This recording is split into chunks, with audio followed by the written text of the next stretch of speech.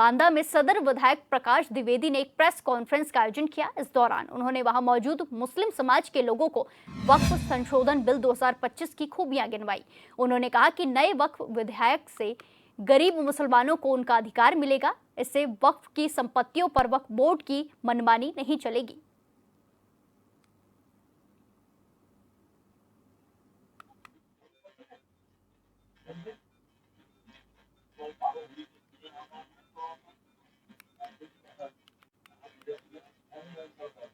आदरणीय केंद्रीय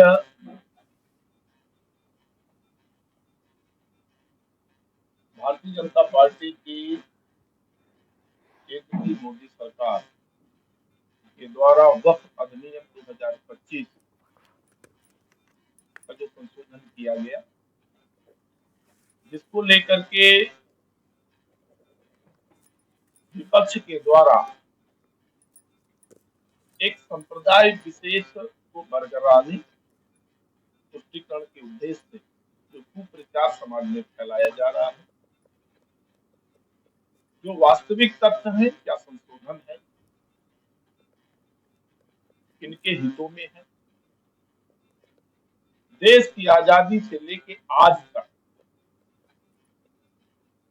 वक्फ की संपत्तियों को किन लोगों ने उपयोग में लाकर उनका क्या क्या उपयोग किया, जबकि वो किन उद्देश्यों की पूर्ति के लिए थी, वक्फ का गठन किन उद्देश्यों के लिए था,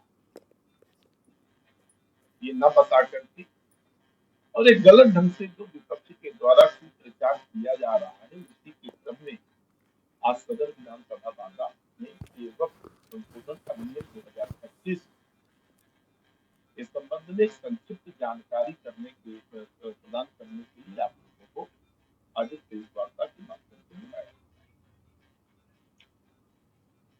केंद्र सरकार की मंशा है कि गरीब का हक गरीब को मिले। कांग्रेस की गवर्नमेंट ने एक सर्चर कमेटी का गठन किया और सर्चर कमेटी ने जो और यह सर्चर कमेटी का जो गठन हुआ था ना, वो केवल मुस्लिमों को लेकर के कि उनकी आर्थिक दशा क्या है, देश की मुस्लिमों की शैक्षिक दशा क्या है, आर्थिक दशा क्या है, सामाजिक दशा क्या है, राजनीतिक दशा क्या है, और उन तथ्यों को लेकर के तत्समय उन्होंने जो सर्चर कमेटी में रिपोर्ट सबमिट की, उसको कांग्रेस की सरकार दबा करके बैठी। आदरणीय मोदी जी के नेतृत्व में भारतीय जनता पार्टी की केंद्र में सरकार आई और उस सर्चर कमेटी का उन्होंने अध्ययन कराया, कमेटी में तो ये देखिए इसमें क्या क्या चीजें अच्छी हो सकती है। वो कोई राजनीतिक उद्देश्य के लिए नहीं था, बल्कि उन संशोधनों के माध्यम से उस समाज के एक बड़े तत्व, सर्चर कमेटी ने खुद कहा, जो 2006 की सर्चर कमेटी की रिपोर्ट है कि 31% मुसलमान आज भी गरीबी रेखा से नीचे जीवन यापन करते हैं, जबकि लाखों करोड़ की वक्फ संपत्तियां द्वारा उनके विकास के लिए कभी कुछ भी नहीं किया गया है। खैर,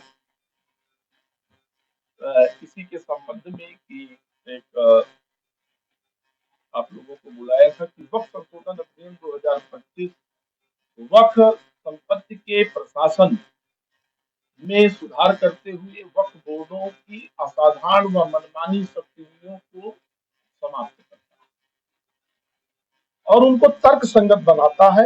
यह अधिनियम अब निर्धारित करेगा कि कोई संपत्ति वक्फ की है कि नहीं। पूर्व में जैसे कोई गरीब है, उसकी संपत्ति आपने वक्फ पर डाल दी,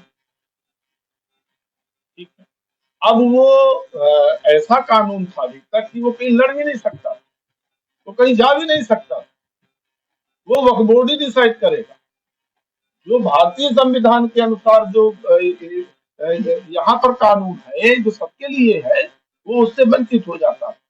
यह अधिनियम वक्फ के पंजीकरण की प्रक्रिया को भी सरल और सुव्यवस्थित करता है।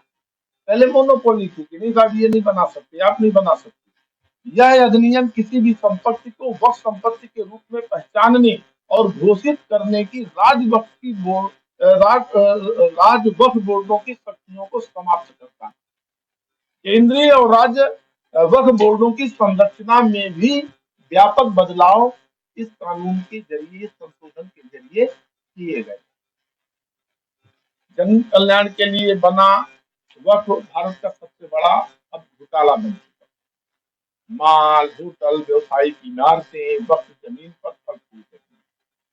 जो लैंड का नेचर है, कागज में है, वो वक्फ बोर्ड की संपत्ति है। लेकिन वहां पर भौतिक रूप से अगर आप चेक करेंगे तो माल बने हैं, बड़ी बड़ी इमारतें बनी हैं, और व्यवसायिक बिल्डिंगें बनी हुई हैं, और उनमें एक तबका विशेष वो फल फूल रहा है। और गरीब मुसलमान जो कल था वही आज भी उसकी स्थिति वही पर। धार्मिक नेताओं और राजनेताओं के एक बड़े गुट ने वक्फ संपत्तियों को लूटकर आम मुसलमानों को बुनियादी सुविधाओं से सदा सदा के लिए वंचित कर दिया। 2006 की सत्तर कमेटी की रिपोर्ट ने तमाम चौंकाने वाले खुलासे तब समय किए। 80% सत्तर कमेटी का रिपोर्ट, 80% वक्फ संपत्तियां भ्रष्टाचार और अतिक्रमण की शिकार हो चुकी हैं। कर्नाटक में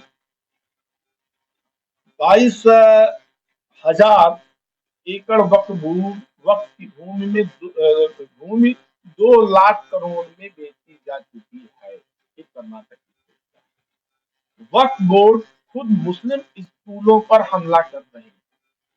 इंडिविजुअली आप नहीं, हमारे थ्रू आकर स्कूल चलाई। मैसूर में स्कूल चलाने वाले एक मुस्लिम ट्रस्ट को अदालत में लड़ाई लड़नी पड़ी, जबकि उनका काम बच्चों को प्रॉपर आधुनिक शिक्षा से शिक्षित करना है। मुस्लिम परिवार अपनी पुश्तैनी जमीन खो रहे। चेन्नई में